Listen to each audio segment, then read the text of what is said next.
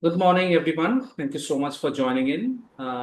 Welcome to the 19th edition of our webinar, right, which we typically host on every Sunday, right, between 10 to 11. So today we have a very interesting topic to discuss. That is AI governance and regulation, India and the world order, November 2025. Now, before we go into the topic and the discussion, I would like to set some ground rule. So we would like to complete our discussion between the moderator and the speaker by 10:45, and after that we are going to give you around 15 minutes of asking questions because it's a very relevant topic, and I'm sure all of you will be having a lot of questions, queries, right? And when Petam speaks, right, again, you will be having a lot of questions in your mind. So I would request to just to respect the speaker, to keep your questions on hold, right? And then we'll definitely take those, right, as soon as we are done with the session. I mean, at least the conversation. Now, coming back to today's topic. So, artificial intelligence is advancing at an unprecedented scale, powering economies, reshaping governance, and redefining global competition. Now, whenever any disruption comes into picture, right, it tries to disrupt the existing ecosystem and the equilibrium. And that time it does not, right, like any control to be put into it. But yet, like we need to put some control, we need to put some guardrails so that it should not go beyond the boundary and it should not create a right, uh, get a mess right out of it. Now, at this point, the world is witnessing three contrasting governance model. The first one is coming from the European Union, which is mostly focusing on the right first regulation. Then the United States, which is focusing on innovation-led model, and then right the Chinese one, which is state-directed control. Now the question is, what is India's stand on that? Now India is right taking a stand to define a very unique model, right, like which is balancing rapid innovation, national digital sovereignty, and citizens protection. Now, through our session today, we are going to explore a lot more about it, right, from Peter. Now, little bit, if I delve deep, little bit into the India's AI policy, right, posture today is best described as a proactive and a pragmatic one, not a bookish one. But it is not yet finalized, it is still evolving, right? Not governed by any single AI law, but it's a mix of strategic roadmap, sectoral guidance, draft rules, and existing privacy and security laws. Now, the government has been moving quickly on consultation papers and sector framework, right? Some of you might be already aware of like MeitY, Niti Aayog, earlier that used to be called as a kind of Yojana Commission, and then industry committees, while some important statutory bodies like DPDP, that is Digital or Personal Data Protection Act, and Operation Rules remain in rollout or rule-making phases. Now, with this initial context, I would like to welcome our speaker, right, whom I'm going to have a fireside chat today, who loves to call himself a solopreneur, Petam Chatterjee, who is a close friend of mine. So, Petam is a customer-centric servant leader with over 17 years of diverse experience in the IT industry, spanning project management and delivery across fixed price, time and material, managed services, and outcome-based contracting model. Now, he has successfully led right initiatives using both waterfall and agile framework, ensuring on time delivery, governance driven quality, and scalable solution across greenfield implementation, legacy modernization, and IT service management programs. Now, he's a very fond of Simon Sinek. In fact, we all of us are kind of fond of Simon Sinek, Golden Circle, or Start with Why, where we have got three concentric circle with why, how, and what. So Petam emphasizes on the why, right, which is inspiring teams and stakeholders to align with purpose. He fosters a culture rooted in courage, transparency, and ownership, empowering individuals to perform with intent and integrity. Like Petam is a strong advocate for ethical and responsible AI. Petam believes that innovation must be both impactful and conscientious. His vision is to build solutions that are meaningful, sustainable, and future ready, powered by human collaboration and the art of storytelling. Now, after fulfilling a corporate journey of 17 years, Pitham transitioned into independent consulting, right, for 1 year, January 24 to August 25, almost 1.5 year, and has now embarked on a new chapter as a solopreneur with his own venture, Mike Hussein's Advisory, right, from a couple of months back. Now, again, right, coming back to our discussion that in the past year, we have seen a flurry of activity around AI governance globally. And closer to home, India has taken a more adaptive and consultative approach, balancing innovation with caution. While policy papers and advisory frameworks are in motion, enterprises are already grappling with questions around AI ethics, data accountability, and algorithmic transparency. So, without much context, I would like to welcome Pitham. And my first question to him would be, where does India truly stand today in the AI regulatory landscape? As a follower, trendsetter, or a first mover? And what should be enterprises expect? What should enterprises expect next in terms of compliance, accountability, and enforcement? Over to you, Prito. Thank you, Shubhrato. Very good morning to everyone, and thank you for such a wonderful introduction.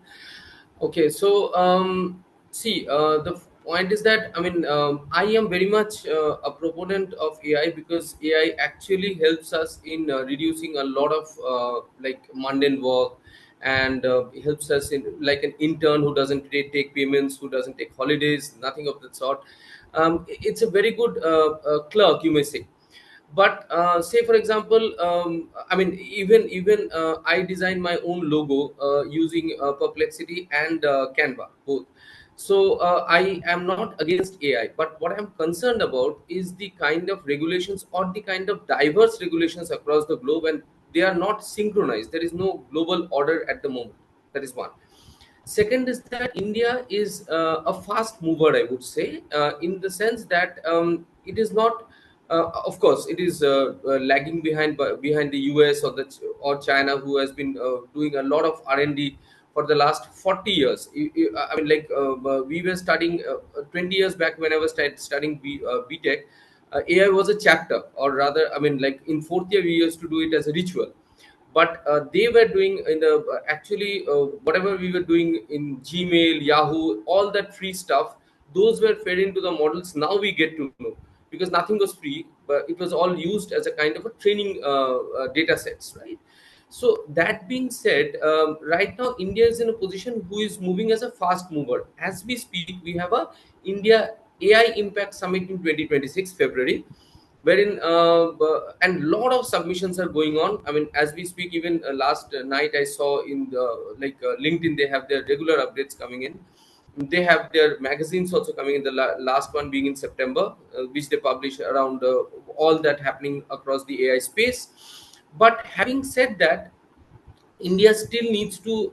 India is moving in an empirical mode, in the sense that it is looking at the world, what is going on, and if you ask me, I am very much impressed by the way EU is operating, because EU already had a GDPR. It is actually the AI is a top layer on the GDPR Act itself. Data privacy was always there, and that is the reason probably India. The geopolitics is playing around that. US is having problem with EU because their companies are not having that much amount of penetration, or you can say the kind of sales that they want in the EU space. That is there. In coming to India, India of course is a huge data landmass or landscape for the AI companies. So as we know, the latest one being Google joining up with Adani in Vizag. So whatever may be the trade sanctions, this, that, whatever, India will be the kind of the data hub for which any company would throng in. But now comes the point that it up to us how we operate as a country, as a citizen, that we should be knowing what are the impacts of AI. Because again, we have children, we have grandparents, we have elders at our home, we all have smartphones almost. Now any data set, any AI tools that we use, like for example, I mean, the moment there is nano banana, we have a lot of people uploading pictures on the DPs and all that. Are we really knowing what is the impact? Because tomorrow if there is a defect about me, then I will complain that that particular company, but I have given consent on each and every page. The ones that, I mean, first of all, the apps, and they always ask for permissions. That is a kind of ritual. Otherwise, in any case, if you don't give an okay, you won't go ahead.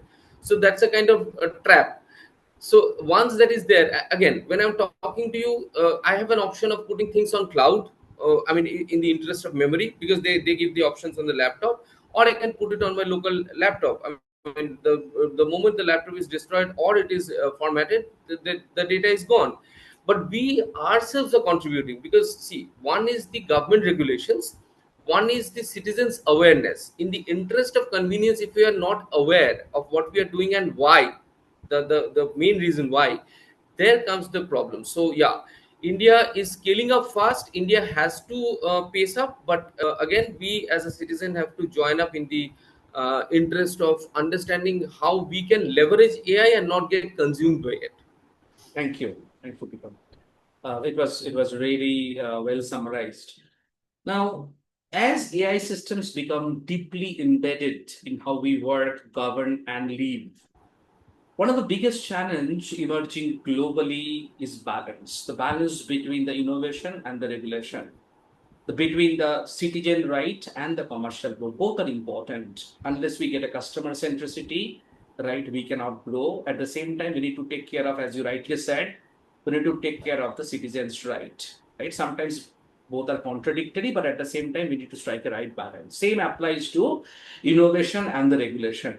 If you try to put too much of control on the innovation, it's not going to give you the right breakthrough result. It can give you the trivial result, but not a breakthrough result.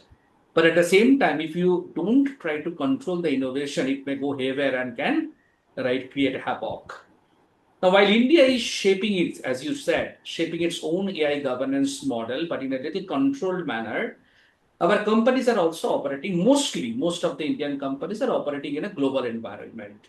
Some of them are working as a cost center, etc., etc.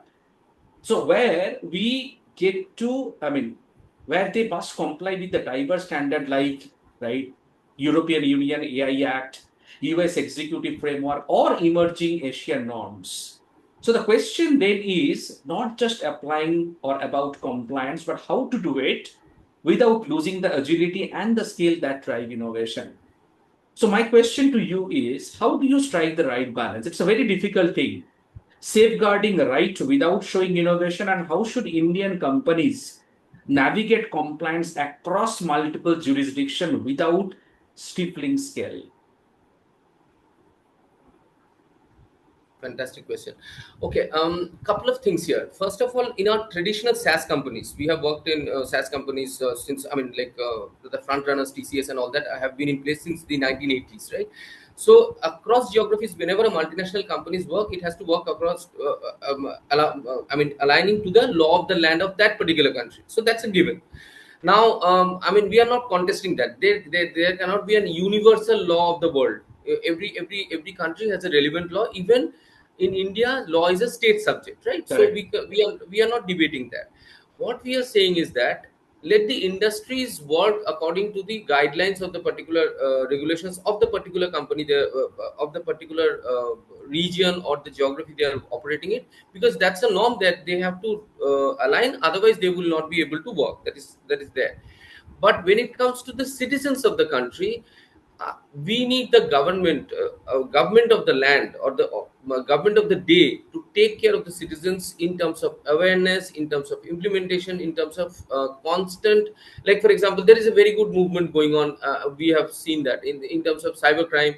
There is a typical department, there is a phone number we all know, 1930, and then we have multiple adverts coming in that don't click on any unknown numbers. We also have those SMSs in our phones. So that's a welcome move from the government, given the fact that digital arrests for senior citizens and all that were happening at a rampant rate. but that is a kind of continuous work. That's not a one time thing. It has to go on continuously, because awareness cannot be a one time job. Once we are done with this meeting, doesn't mean that AI stops its raging speed. At the same time, I have another question. Why is the speed so much catching up now? Why can't it go at an organic pace? Right. Because for the last 40 years there was no buzz. It was all traditional SaaS. All of a sudden we see a surge. Is there any ulterior motive of the creating companies? That's my ask. That is one. Second is that just last night, and for the last 2 weeks, there is a lot of thing happening in the terms of AI bubble, and the companies, the top five companies shifting the corpus of the money among themselves, like buying equities and circulating money among circular loop. So the citizen, the last mile person, or the farmer in the agricultural field, he or she is not aware of all these money games, right? Right. What they should know is that, I mean, apart from the satellites that we have which predict the weather, are we gaining anything out of the AI innovations in terms of our crops, or are we still importing the kind of grains that we used to do, the genetically modified grains and so on? Second is that when it comes to healthcare, if we don't have if the citizens are not aware that which companies are providing what kind of medicines and what are the implications, how AI can fasten up their speeden up their clinical process, and then their biological data sets, that there we are losing out on the AI part. But again, these days if we are giving everything to the outside world, like for example the latest being that government of India is considering Zoho as the kind of internal partner, so that we don't have to give up to the external data centers of the earlier, like Microsoft and Amazon and so on and so forth. But we have to have many more Zohos, because the country is huge. We have a 140 crore population, and to some extent I do agree to the Chinese model, wherein currently they are not. Earlier we used to have India also used to have a licensed Raj and a closed economy before it went global in 1991. China is also taking its own time to watch, see, keep everything within its own territory, and then probably go global and all that. So that is very much welcome to protect the citizens, and especially in society, education, elder citizens, children, and agriculture. Citizens have to be protected. There is no second thought about it. Non-negotiable, and government has to take care of it. The Agree. state government, the central government, and so on. Corporates can take care of themselves when it comes to the laws, and they know it pretty much there. Yeah. Perfect. Now that brings a very interesting topic. I mean, thoughts in my mind that as India accelerates the AI innovation, AI adoption across critical sector, like as you mentioned, could be finance, could be healthcare, and public services, and whatnot. Now the conversation is shifting from can we build it, that is capability, or to should we build it in this way, that is the right process, following the right process. Now, responsible AI is no longer a checkbox, right? So we everyone knows about the ethical, responsible AI, etc., etc. And at every phases of the development, whether it is a greenfield project or a brownfield project, it needs to be embedded into design, governance, deployment from the beginning. Now, yet India is having unique diversity. It is having diversity in language, culture, socio-economic context, right? As you rightly pointed out. Now, it brings an additional layer of complexity apart from all those technical jargon that we talked about. Now, ethical frameworks built elsewhere may not fully capture our local realities or guard against algorithmic bias in India data ecosystem. How many type of language we speak? How many type of right tribes we have? Now everyone has their own rituals, etc. Now other countries like we talked about EU, we talked about US, we talked about China, they may not be having that additional layer of complexity, and this makes the balance question extremely relevant. How do you protect, like as you rightly said, we need to protect, there's no second thought about it. How do you protect the citizens right to privacy, fairness, and transparency while still allowing entrepreneurs and enterprises to innovate without regulatory paralysis, which is a very important keyword these days. So the question remains, what does responsible AI by design truly look like in an Indian context, especially in high-risk sector like finance, healthcare, and how can we ensure our ethical framework reflects India's linguistic and cultural diversity while avoiding algorithmic discrimination? Okay. Shubhabrata, I'll break it down into three parts. First of all, I would take some pride that we already have a language app known as Bhashini, which was launched in 2022. Okay. And it was started from Gujarat as a pilot, and Mhm. right now it is having a pan India presence. So, Okay. I mean, India is well sorted there. So, multilingual thing in the government space, it has already been launched. As you also might be knowing that government is also taking some steps, like we had these e-commerce platforms. Right now we also have a parallel known as ONDC, Mhm. which is again created by Nandan Nilekani, right? So India is doing its own job quite fine. That is there. Now comes the second part. I am pretty much worried about the political scenario of India, because that includes religion, caste, language, and all sorts of polarization possible. Agree. I am not worried about the language factor, because one, there is government, and Mhm. right now Zoho is also ramping up in the language space of all the RTI models and all that. So I'm not worried about the cultural barriers. It will be broken, and we will be all fine. When it comes to the political polarization, if we don't have a kind of check and balance as to what can be done and what cannot be done, and there the legislature, executive, and the judiciary have to act honestly, sincerity, because again, at the end of the day, we have elected somebody, or we have selected somebody to do justice for us. So Correct. somewhere the honesty and integrity should be there. And the third and most important point is the old school theory. Any SaaS, any traditional SaaS company, we used to launch a project based on GRC, defined by Mhm. OCEG, right? Like governance, risk, compliance. So AI is nothing. I mean, AI shouldn't have any privilege that it will not go under the GRC scanner. And having said that, again, any GRC should have some rationale when it comes to balancing the business, balancing the economy, and all that. But if we, in the interest of promoting business, if we just overlook the fact that how much havoc it can create, as I said, in the political class, in the we have multiple elections across each year. I mean, whether it's a local state body, whether it's a central, something somewhere is going on. If not, then there is a by election, right? Correct. So right now, any sort of deep fake, any sort of false propaganda can create a massive chaos in this already kind of volatile scenario. And I mean, like, people are losing jobs, people are losing peace of mind, and all that. And amidst that, if there is a political turmoil, that will add on, and then we cannot blame the outside world for that. We have to have some checks and balances inside, and rest we are scaling up well. In terms of the corporate, I was just having another discussion the other day. I sincerely hope that the corporate spend some more funds in educating people. CSR activity cannot be a checkbox anymore. If you are leveraging AI, if you are using AI and you are gaining profits, please contribute some more to educating and putting in some awareness programs, so that people are benefited. I mean, at the end of the day, everything is not profit if it is not sustainable, right? Because Correct. ultimately it is for the people. Mhm. Yeah. Thank you. Thank you. Great. Great conversation so far. Now, as AI becomes the new driver of economic competitiveness, nations are realizing that the dominance is not built on algorithm alone. It rests on control on underlying supply chains like computer power, compute power, data access, semiconductor ecosystem, and strategic alliances.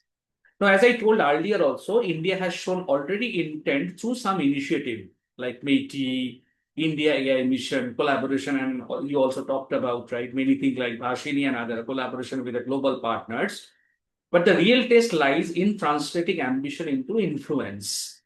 Are we really building a self-reliant AI backbone or still dependent on external ecosystem for critical resources and the standard? So, what should India truly prioritize to secure its AI supply chain, like compute, data, chips, or strategic partnership? We have been hearing a lot about Atmanirbhar Bharat, and I would not disagree that it has been successful in quite a right extent. But when it comes to AI, right, and there have been a lot of discussions again.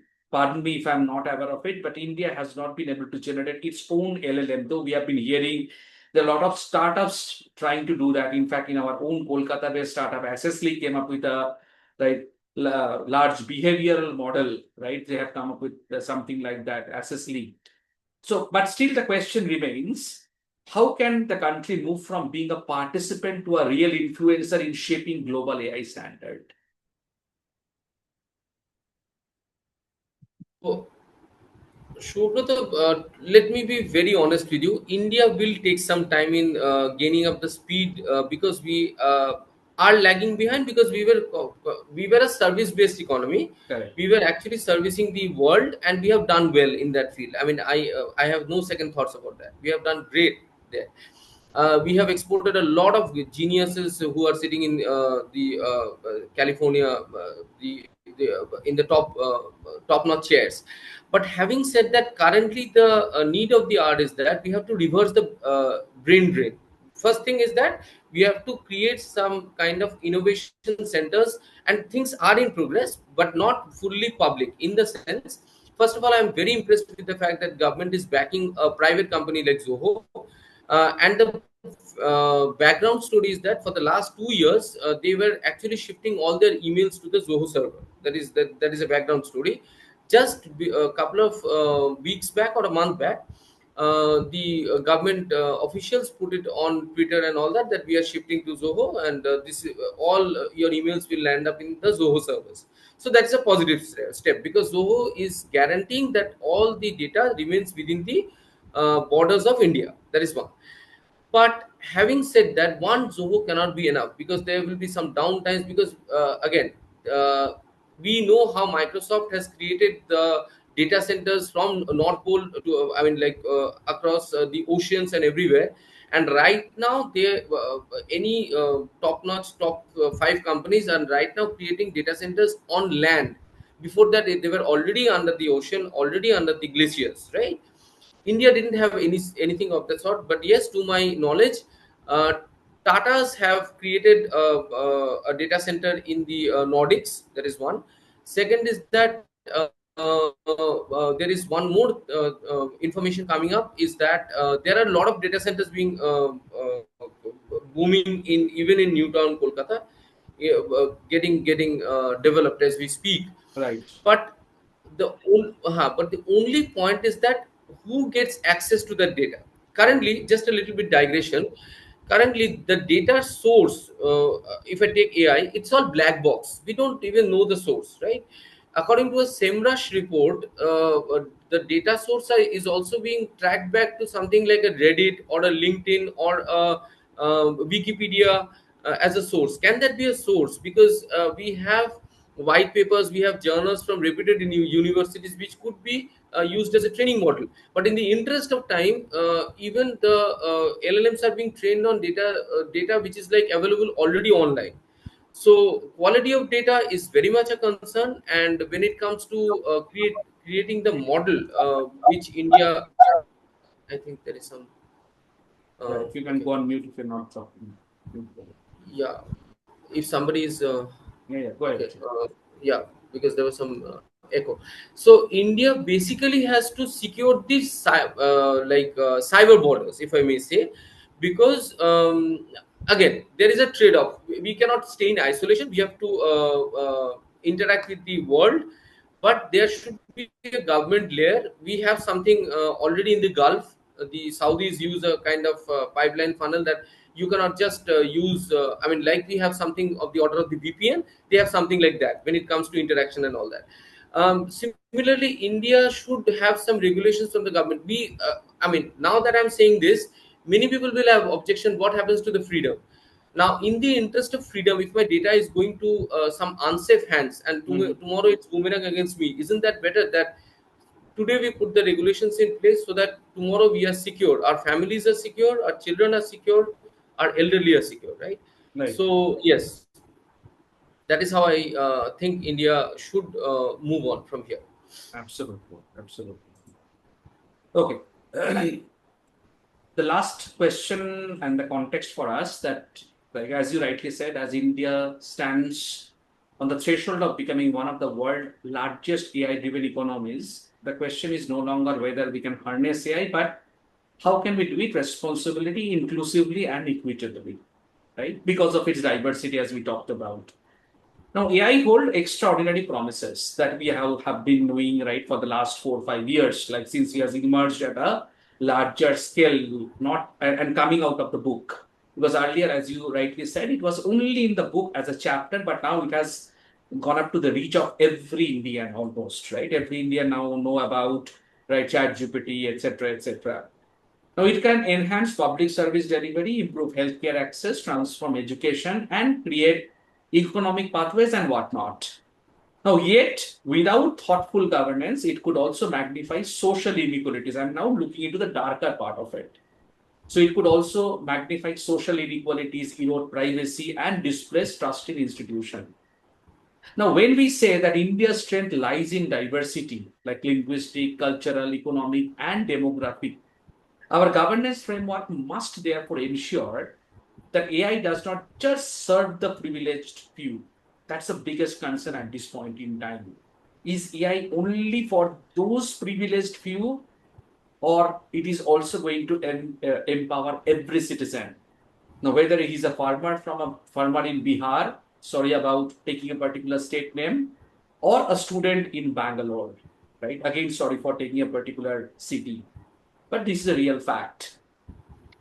Now, the recent initiatives like India AI Mission, the DPDP Act, and the Digital India programs mark an important step towards right people-centric AI ecosystem. But the real test will be whether our AI governance can simultaneously preserve right, deepen inclusion very much, and expand opportunity for everyone, right? So the final question for today from my end, how do we build a future where AI governance preserves right, deepens inclusion, and expands opportunity for every Indian without any discrimination? Shubhrata, you might remember in one of the conferences that we met, I asked the same question to one of our retired Correct. IAS officers. Right. That I mean, $10 for a farmer per month for a subscription Hmm. is I mean, like 100 rupees. Like sorry, $10. Yeah, it's 1,000 rupees, right?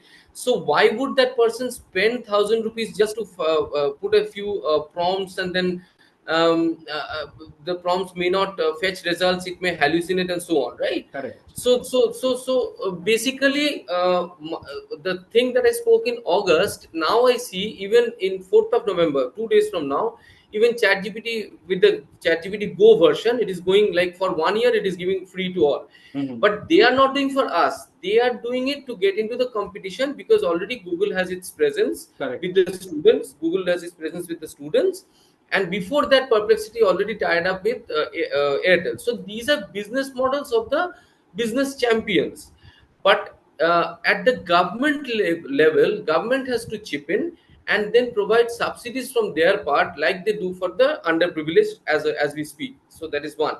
Second is, I just missed one point. Another good news is that before Sir Ratan Tata's demise, he inaugurated a semiconductor plant in Assam. So semiconductor chips are also now going to be built in India. So it is not that we are going to depend only on some geopolitics and then their arm twisting and so on. So things are getting. I mean, India is ramping up fast there. But having said that, coming back to your question, is if it is about inclusivity, then somewhere there are two aspects that needs to be taken care of. First, government and corporates have to work in a PPP model, Right. public private partnership. And again, as I said earlier, that uh, like the big corporates should loosen up their purse strings, and then give some financial leverage, especially to the underprivileged, Mhm. rather than just going to a school in a particular weekend and doing some big photo ops. Not that they're I'm just calling them out, but that ends there. After that, there is no follow-ups and so on. I have worked in four corporates. I mean, it's almost all the same there. But when it comes to because AI is going to be there, let's take it for a fact that now it has come and people have got a taste. So people will have trade-offs, people will have back and forth, there will be skeptics, there will be cynics, but AI is not going to go because it is going to, I mean, people have seen the advantage, especially the corporates. Now the government has to kind of persuade or nudge the corporates to kind of join hands and spread awareness, and the total funding should be kind of monitored, like where it all goes, the agriculture, the underprivileged, the students, the student community. Because and one more thing I want to add, if India has to match up to the global pace, then AI and cybersecurity has to be of the military grade, because we know Correct. because as civilians we always get the devices or whatever technology as at a second phase. The first phase is always available to the military, and they are always ahead of us, and they should be. But right now, in the cybersecurity hubs or the innovation hubs, there should be some modules in which at least there are some simulations where students get to know that tomorrow if there is a cyber attack across our geopolitics, we have a very turbulent neighborhood, then how to manage that? Because before we go into like a conventional war, cyber war is a reality, right? And AI will actually multiply that. So from defense to agriculture to education, government has to be more proactive, not only center but states aligned. Yeah, that's my take on it. Excellent. I think we already have a couple of questions, so let me just read out Sure. the question. So first question is, what is the future of AI as we move rapidly towards an AI-driven future? What key steps or policy suggestions would you recommend to ensure that the development and deployment of AI system align with the international ethical and technical standard? Okay, we discussed this already, but I I would know, love but to repeat. uh, Yeah, we would love to. I would love to repeat. First of all, AI is going to be here. Let's take it. Let's brace it. Second is that what are the safeguards that we can do? The same old school policy of the GRC. First of all, at individual, forget I'm a technocrat. I will think myself as an ordinary citizen. If I'm downloading an app, and that app is giving me some kind of freebies that you will get 200 rupees if you download our app, you will get a cashback and this that, please press on this link. Why should I do it? I mean, if there is a financial crunch, I will take that from the app. I should think twice. Who gives free money? So these things has to be discussed in the dinner table in the family. First thing. Second thing is that the children, mostly children and the elderly are being drawn into this, because smartphone is more of a toy to them rather than anything else. It's more of a toy. It's more of an entertainment device. So we should be kind of engaging more in conversations, and then take away the smart device until they are required. Because yes, we have our e-commerce requirements and all that is there. We have our smart cabs to be booked, that is there. But at the same time, we should know how much to use it so that our conversations are not lost. Because the moment we are glued to our devices, I don't talk to you, maybe you have an input which you came from office to tell me and I didn't talk to you, and then I get into that loop and I download that app and get in a big soup, right? And the whole family is then in turmoil. So yeah, that is there. And first, citizen level, we have to be aware, and that's a continuing process. Second thing is that I would take EU guidelines as a like gold standard. right. Chinese model is very good when it comes to the closed economy standard. US standard, they are aligning to their own corporate giant, so I won't comment on that. Good luck to them. But when it comes to India, India is in a wait and watch space, and the DPDP Act is basically of 2023. It's on a layer of our typical IT Act created by MEITY, Right. and then DPDP Act is still considered as a draft version. It is evolving as we speak, and probably in the winter session it is again going to be taken up. So yeah, so it is a continuous space that is operating, and India is in an empirical mode when learning from the world. Thank you. Thank you. The next question is the considering the fast moving or evolving landscape of artificial intelligence, how can institutions, researchers, and policymakers collaborate to ensure that AI innovation not only advances technology but also meets global safety, transparency, and accountability benchmarks? Great. See, I am already seeing a lot of conversations happening, lot of conclaves happening, lot of conferences happening.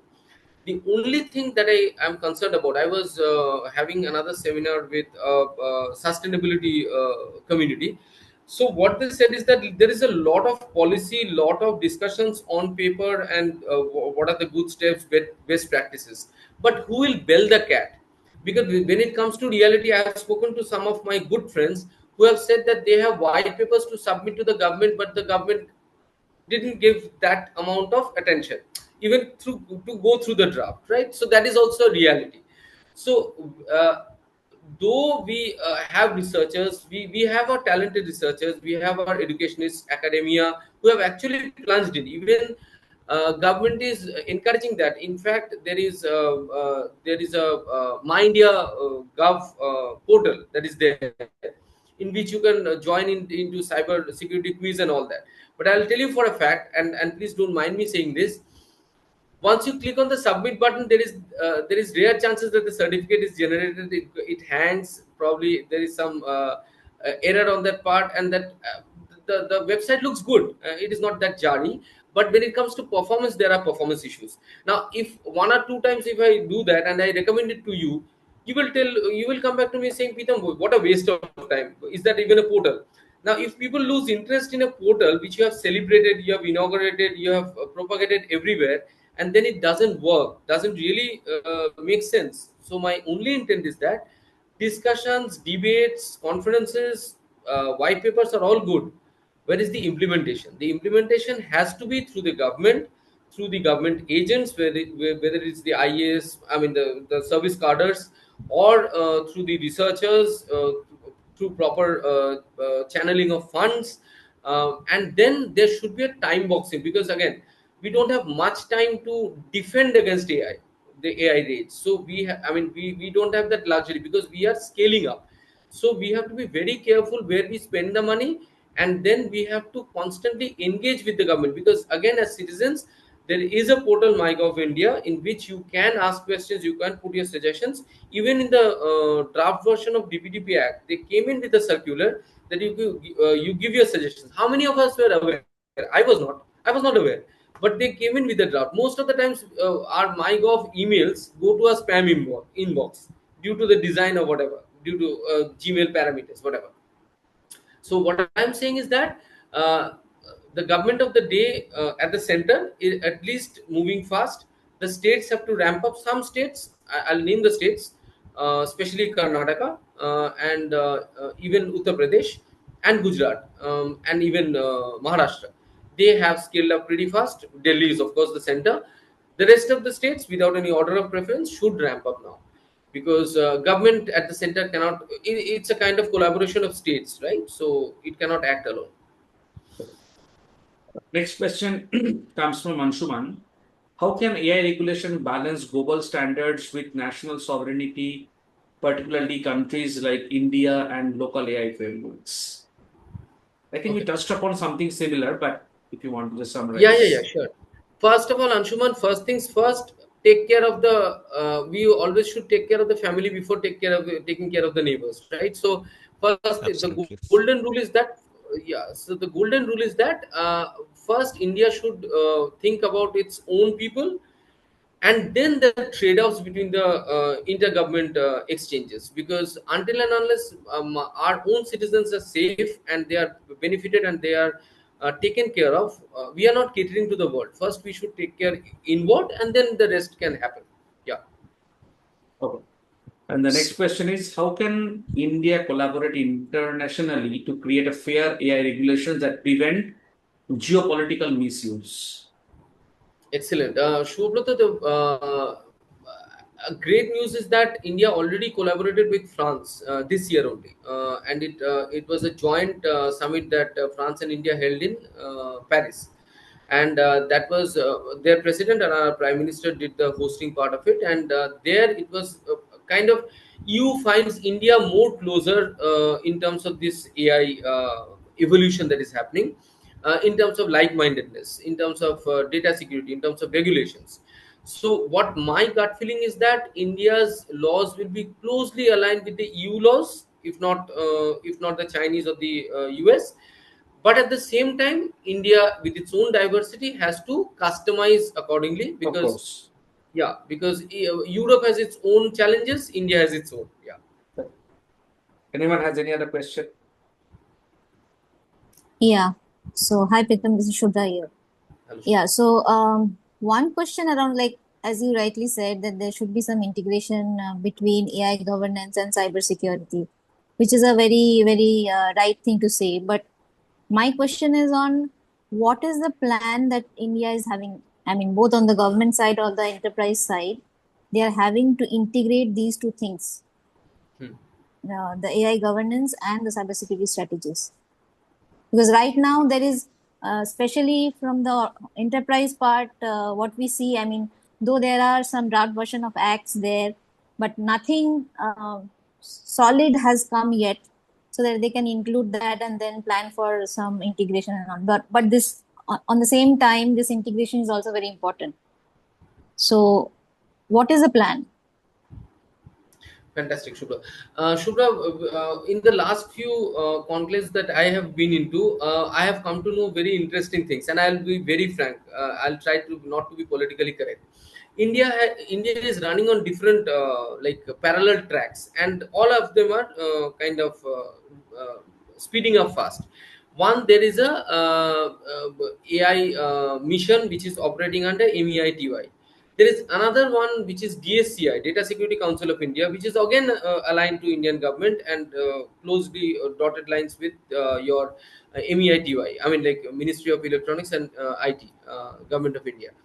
So, like the think tanks like a DSCI and an India AI are not aligned, because DSCI caters to the PSUs. I mean, I am in close talks with their senior executives. So what I know is that they have their business models catered to PSUs, big corporates, and so on, and they are educating there. But how they are doing it, in a kind of 24 to 48-hour workshop, in a weekly workshop, and so on. These are corporate tie-ups. You know what I mean, right? But when it comes to continuous awareness, when it comes to schools, when it comes to individual layers of society, they are not catering to them. They don't have the bandwidth, as per their words. Second is that when it comes to India AI mission is having conferences from across the globe. You can go to their LinkedIn page. It's every day it is publishing new conferences, new speakers coming in, new researchers coming in. It's all buzzing. But when it comes to the integration of this Data Security Council of India, because Data Security Council of India, out of all the cyber security hubs that you see, or rather the think tanks that you see, it is quite a respected community. Now, as you rightly mentioned, India AI's DSCI and other think tanks, including, I would also say, the state police also needs to align, because at the end of the day, we are protected. The immediate law enforcement agencies that we have next door is the police. So all these agencies have to be aligned, and you are absolutely correct. These are not aligned at the moment. There is no clear direction. Even the members in those conclaves expressed concern that there is a lot of, I mean, like the think tanks are working in silos. So unless and until these conferences, these outcomes of such conferences, or even this meeting, things like this go to the policymakers and make them think, uh, I mean, we cannot move. I mean, things will remain on paper and best practices and so on and so forth, but implementation is the need of the hour. Yeah. Thanks, Pritam. In the interest of time, one last question from anyone, one or two maximum.